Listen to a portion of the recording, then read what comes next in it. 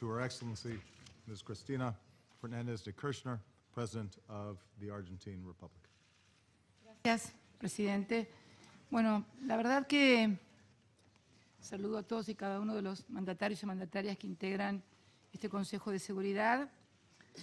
Vengo con algunas certezas y con algunos interrogantes también a participar en esta reunión del Consejo, sin lugar a dudas para aprobar la resolución que hemos abordado, sin lugar a dudas también para condenar decidida y definitivamente al terrorismo. Mi país, la República Argentina, junto a los Estados Unidos de Norteamérica, fueron los dos únicos países del continente americano que fueron objetos de salvajes atentados terroristas. En 1992 se voló la Embajada de Israel en Buenos Aires y en 1994 la sede de la AMIA. A partir de allí también tengo muchos interrogantes porque con todo esto que está sucediendo, este fenómeno que apareció ahora, el ISIS, algo desconocido el año pasado. Es como que desde 1994 que sucedió esto en la Argentina, en aquel momento en mi país y en el mundo se decía que Hezbollah había sido la responsable de la voladura de la AMIA. Hoy Hezbollah es un partido en el país del Líbano.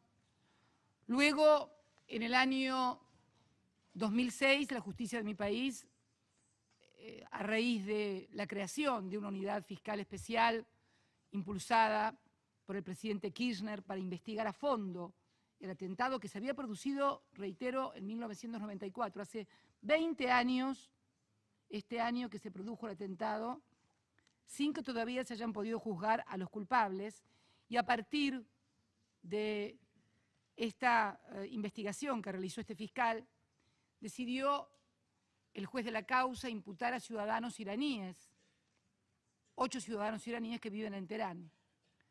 A partir de allí, el presidente Kirchner primero, y quien les habla después, desde el año 2007 hasta el año 2012, pedimos en cada una de las asambleas que se celebraban aquí en Naciones Unidas la cooperación de la República Islámica de Irán para poder interrogar a estos acusados.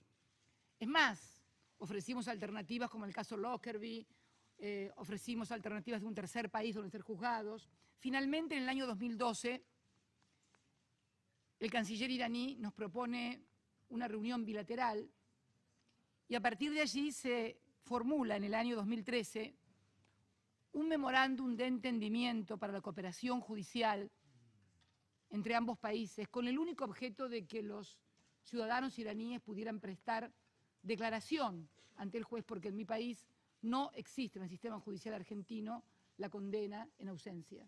Deben ser interrogados, deben ser juzgados, hace a la vigencia de la Constitución y de los derechos fundamentales. A partir de la firma de ese convenio, tanto dentro de mi país, organizaciones de la comunidad que siempre nos habían acompañado en el reclamo de cooperación contra la República Islámica de Irán, nos acusaron de que estábamos acordando con los iraníes. Y realmente me surgió una duda de que si cuando se nos reclamaba que reclamáramos cooperación al Estado de Irán, se hacía con la intención realmente de lograr esa cooperación o de crear un casus belli. Y también en este país, fundamentalmente los denominados fondos buitres hicieron un formidable lobby ante el Congreso americano. Esto puede registrarse en los sitios web de los fondos buitres de la Task Force, donde ponían fotos mías con Ahmadinejad, donde parecía ser, y así se lo denominaba al Estado terrorista islámico hasta el año pasado, era condenable hacer un memorándum de entendimiento de cooperación judicial. Con sorpresa realmente, pero no con disgusto, con sorpresa, pero no con disgusto porque nada que sea diálogo puede ser malo. Nos enteramos que durante el fin de semana el jefe del Departamento de Estado de este país entrevistó con su par iraní en un conocido hotel de esta ciudad a fin de abordar el problema del ISIS. Ustedes saben que son sunitas y quienes gobiernan Irán son chiitas, para ver qué grado de cooperación o de avances en el programa nuclear se podía hacer. Y entonces observo como un discurso mucho más amigable y amistoso hasta quienes el año pasado se nos acusaba junto a nosotros o de haber hablado con ellos de ser terroristas. No me parece mal el diálogo y bienvenido sea. Creo que el diálogo siempre es bueno entre las naciones. Pero las preguntas que me hago es que desde aquel atentado de 1994, pasando por el atentado a las Torres Gemelas de Al-Qaeda, ideado y plasmado por Osama Bin Laden, que tampoco surgió como un hongo después de la lluvia. Osama Bin Laden fue entrenado junto a los talibanes para enfrentar a Rusia durante la Guerra Fría. Afganistán, ese extraño país, del que solamente salió vivo Alejandro Magno, como digo yo. Pero realmente la pregunta es, ahora también luego surgió la famosa primavera árabe, en la cual aparentemente todos eran luchadores de la libertad, Freedom Factor, y donde a partir de la primavera árabe iban a surgir nuevas democracias. Y resulta ser que muchos de los Freedom Fighters de la primavera árabe resultaron ser fundamentalistas que hoy recibieron entrenamiento militar en esos momentos y hoy están combatiendo en el ISIS y reclutando jóvenes. Les aclaro como nota de color que también he sido amenazada por el ISIS. En mi país se está investigando en la justicia una amenaza que sobre mi persona ha hecho el ISIS. Yo realmente no creo mucho que el ISIS se ocupe de la presidenta de la República Argentina. Sinceramente lo creo así. Los motivos por los cuales han dicho que me han amenazado, que van a atentar contra mi vida, es mi amistad con el Papa Francisco y el hecho de que reconozco y propugno la existencia de dos estados, el Estado de Palestina y el Estado de Israel, para que puedan convivir pacíficamente.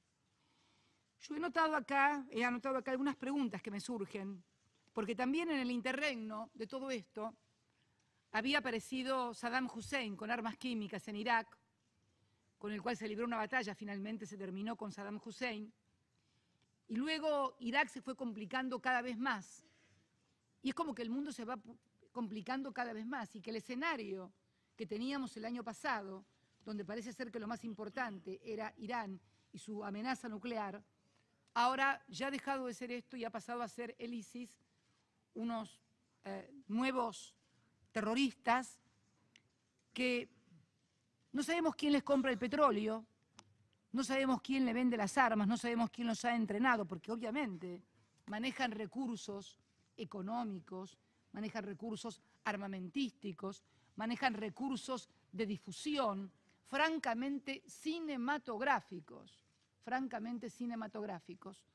lo cual me lleva a plantear interrogantes acerca de qué es lo que está pasando y fundamentalmente de cómo hacemos para combatir eficazmente el terrorismo, porque evidentemente la respuesta militar, que obviamente hay que defenderse frente a la agresión, sin lugar a dudas, nadie lo pone en cuestión, está claro que la forma en que se ha venido combatiendo al terrorismo no es la adecuada, porque cada vez se complica más, cada vez son más grupos, cada vez son más violentos, cada vez cuentan con más poder.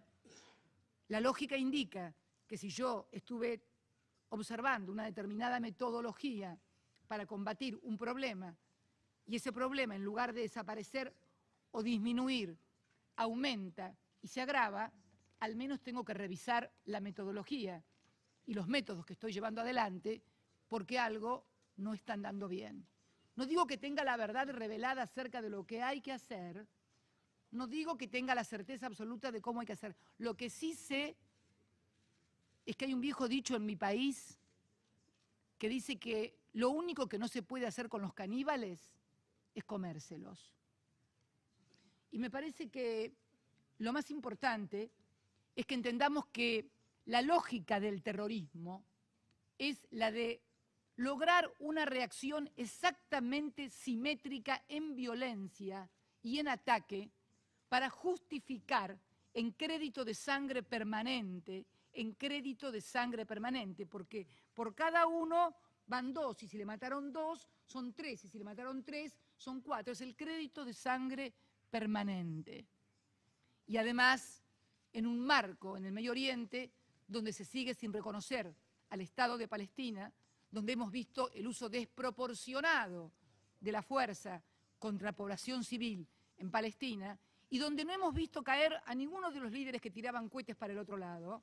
Al contrario, hemos visto morir niños, mujeres y ancianos inocentes. Esto sigue alimentando cada vez más a estos grupos. Por eso digo que más allá de esta resolución que compartimos, que aprobamos, de ayudar, de acompañar, pero sinceramente sería muy falsa, muy cínica si viniera a decirles acá que estamos acertando en el método. Me parece que la situación en Medio Oriente tiende absolutamente a complicarse. Es más, como miembro del G20, el año pasado en San Petersburgo, no tan lejos, fue en noviembre, creo, si mal no recuerdo, ¿no? Mes de noviembre, ¿no? Mes de noviembre, todavía no hace un año, se consideraba la posibilidad de que el gran enemigo era el gobierno de Siria y que los que lo combatían eran los Freedom Fighters. Bueno, se ha descubierto que muchos de los Freedom Fighters ahora forman parte del ISIS. Entonces, ¿quiénes eran los que alimentaban a los opositores y les daban armas y les daban recursos como Freedom Fighters, luchadores de la libertad?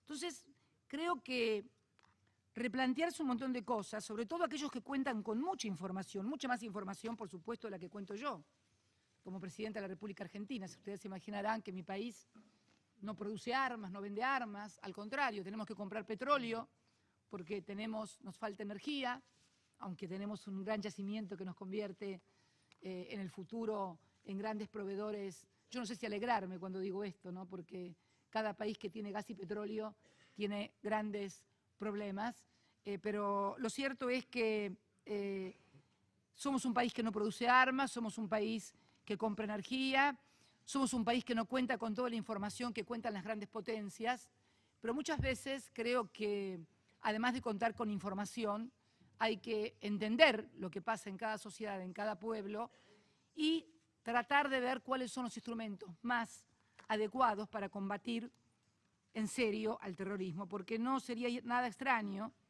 que el año que viene, el año 2015, haya desaparecido el ISIS y haya aparecido cualquier otro grupúsculo de algún nombre extraño, con actitudes todavía más virulentas y más violentas, y finalmente no hagamos nada más que profundizar. También para finalizar, presidente, no se preocupe que ya termino, creo que también una cuestión fundamental en esta lucha es el respeto por los derechos humanos. Y lo hablamos, ¿por qué?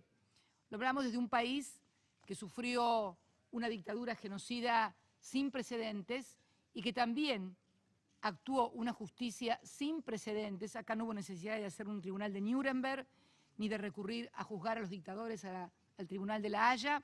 Fue la propia Argentina, nuestro propio sistema judicial, el que enjuició y condenó a quienes habían sido responsables inclusive también de la muerte de ciudadanos y ciudadanas francesas, como las monjas francesas, de ciudadanas suecas también desaparecidas, con lo cual creemos que tenemos algunos antecedentes para poder hablar de la necesidad de que la lucha esta se lleve a cabo en un marco de juricidad y de respeto a los derechos humanos que nos garantice precisamente no seguir retroalimentando el monstruo. Muchas gracias, señor presidente.